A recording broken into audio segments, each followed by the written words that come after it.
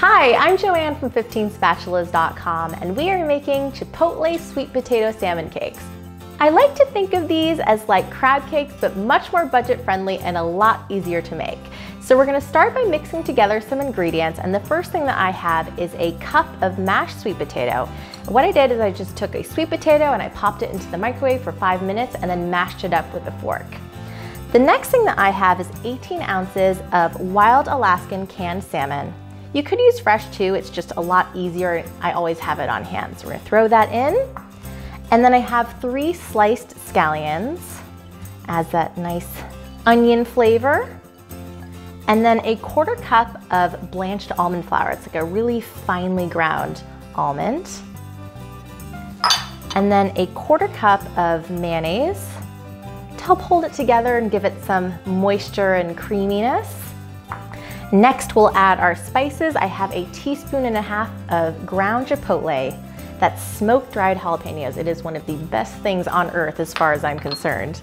And then a 1/2 teaspoon of ground cumin, a 1/2 teaspoon of salt, and then 1 large egg to help everything bind together nicely into cakes.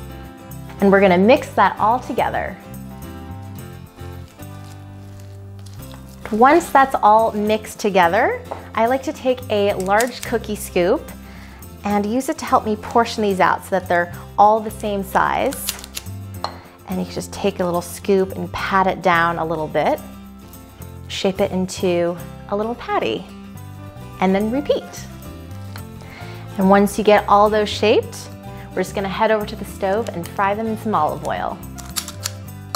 I have my pan heated up over medium heat, and I'm gonna add a couple tablespoons of olive oil to my pan.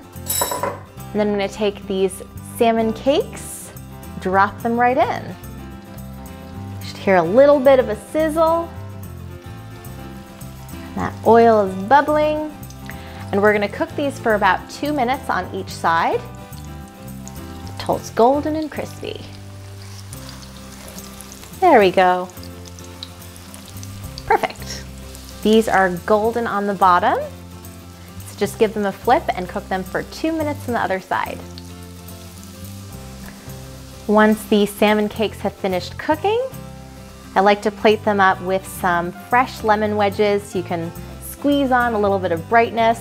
And then a lot of times too, I like to serve this with a little side salad for a really nice and healthy lunch. Let's give this a taste.